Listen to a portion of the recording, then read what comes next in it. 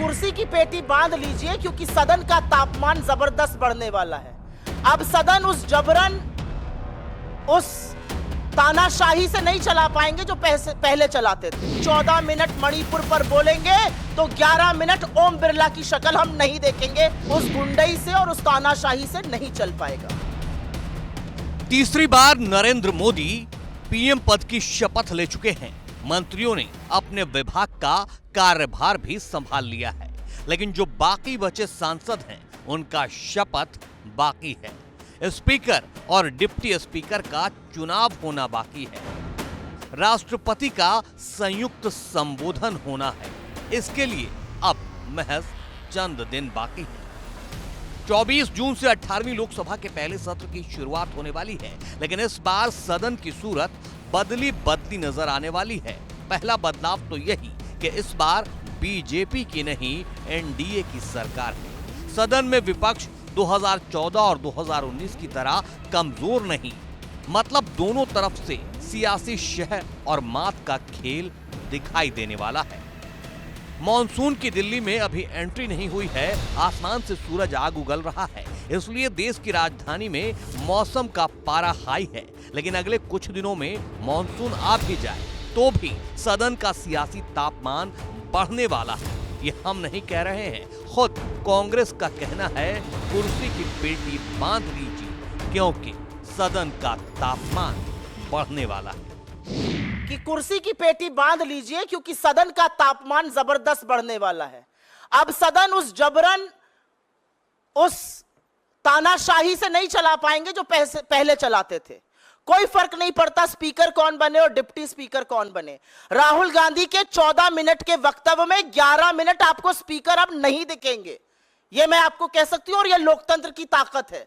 यह जनता ने मैसेज दिया है कि अगर राहुल गांधी जी 14 मिनट मणिपुर पर बोलेंगे तो 11 मिनट ओम बिरला की शक्ल हम नहीं देखेंगे, हम राहुल गांधी को देखेंगे। तो यह होने वाला है।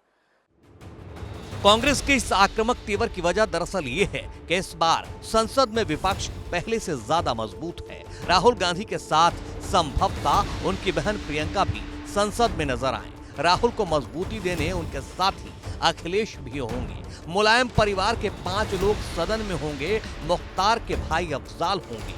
भीम आर्मी वाले चंद्रशेखर होंगे। कई चेहरे, कई नाम।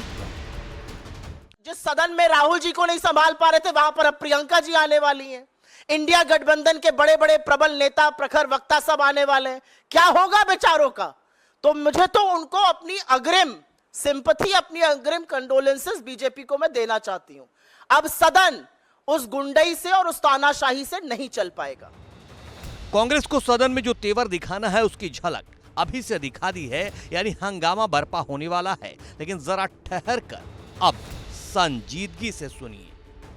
आपके खून पसीने की कमाई का जो टैक्स सरकार के पास जाता है, उसी टैक्स के पैसे से सदन चलता है, जिसकी 1 मिनट की कार्रवाई का खर्च एक अनुमान के मुताबिक करीब 2.5 लाख रुपए आता है।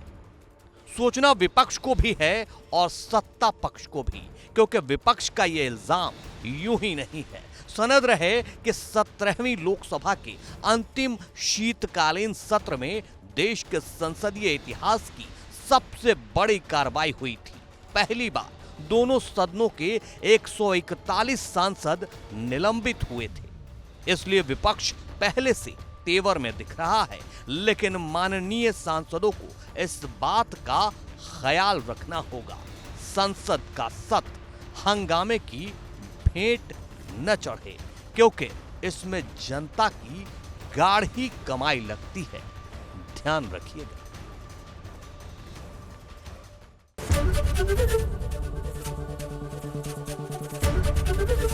एबीपी गंगा, खबर आपकी, जुबान आपकी।